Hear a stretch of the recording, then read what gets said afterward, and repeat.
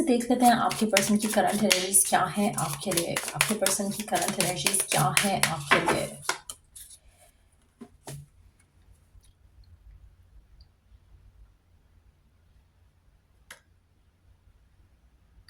आपके पर्सन इस रिलेशनशिप को लेकर मूव फॉरवर्ड करना चाहते हैं। वो चाहते हैं कि इस रिश्ते में जो भी आप चाहते हो वो हो और प्रोग्रेस करे ये रिलेशनशिप, और जो चीज़ें हो सकती हैं उनके ऊपर काम किया जाए, और जो चीज़ें नहीं हो सकती हैं उसको अंडरस्टैंड किया जाए और चीज़ों के ऊपर वर्क किया जाए। सो कहीं ना कहीं आपके पर्सन और आपके दरमियान में हो सकता है कि सेपरेशन हो राइट नाउ। कनेक्शन या तो ख़त्म हो चुका है या फिर ऐसी जगह पर है जहाँ पर कनेक्शन ख़त्म होने के चांसेस लग रहे हैं। लेकिन एट द सेम टाइम आपके पर्सन चीज़ों को अंडरस्टैंड करके पास में से जो भी सिचुएशन है उसको अगर हैंडल किया जा सकता है उनके ऊपर बात करना चाहेगा, और चाहेगा कि आप दोनों का रिश्ता जो है वो आगे लेकर जाया जाए। उसमें कहीं ना कहीं अंडरस्टैंडिंग का एलिमेंट मिसिंग है। आप उसको अंडरस्टैंड नहीं कर पा रहे हो, वो आपकी सिचुएशन को अंडरस्टैंड नहीं कर पा रहा है, जिसकी वजह से वो डेफिनेटली आपको मिस करते हैं, सोचते हैं आपके बारे में। But at the same time एक अनसर्टेनिटी है इस रिलेशनशिप के फ्यूचर को लेकर उनके मन में। लेकिन एट द सेम टाइम यहाँ पर प्यार बहुत ज़्यादा है जो कि इस रिश्ते को आगे लेकर जाने में काफ़ी हेल्प करेगा।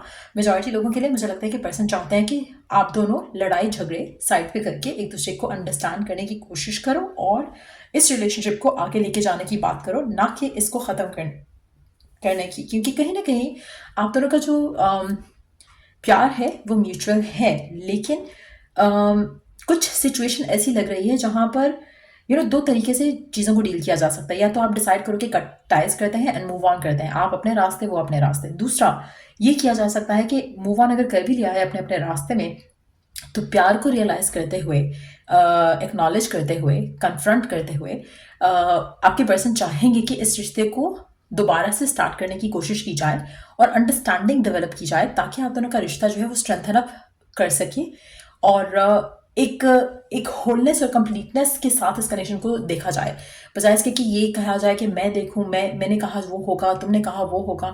तो दे रियली वांट कि एक म्यूचुअल अंडरस्टैंडिंग के साथ डिसीजंस लिए जाएं इस रिलेशनशिप में, ताकि इस रिलेशनशिप को अच्छे वे में आगे लेकर जाया जा सके। सो इस तरह की सिचुएशन लग रही है। आपके पर्सन इस रिश्ते को आगे लेकर जाना चाहते हैं।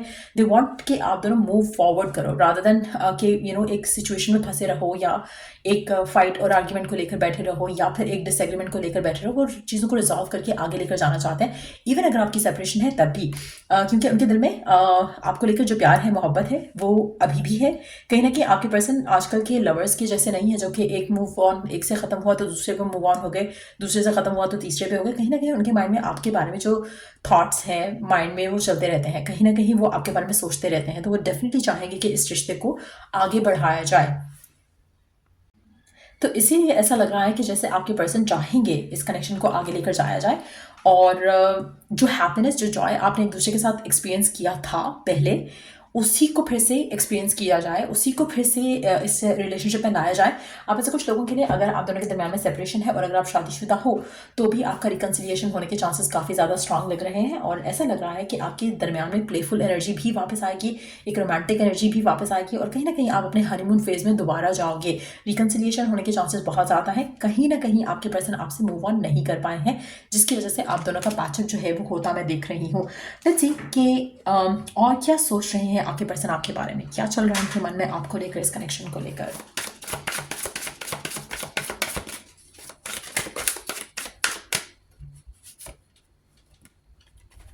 There you go. Reconciliation. It's again a confirmation.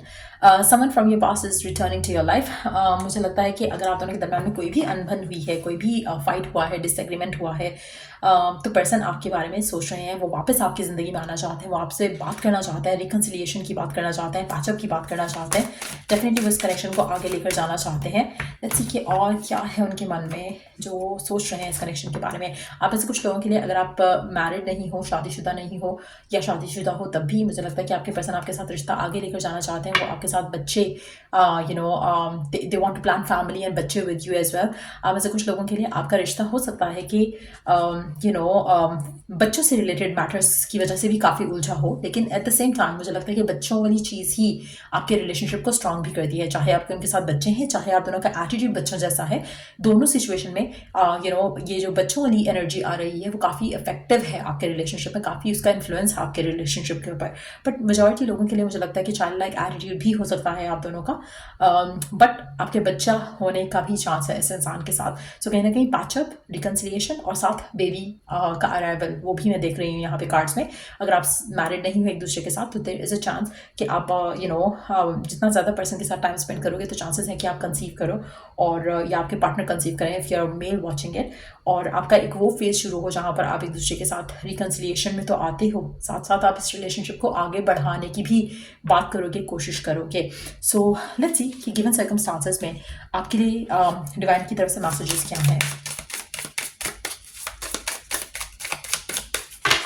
Given circumstances में डिवाइन की तरफ से आपके रिश्ते के लिए, आपके रिलेशनशिप के लिए मैसेजेस क्या हैं। डिवाइन की तरफ से क्या मैसेजेस हैं आपके रिलेशनशिप को लेकर। Energy of love, behold the world through the eyes of love. कोशिश करो कि अपना नज़रिया जो है प्यार का, उसको हमेशा सामने रखो।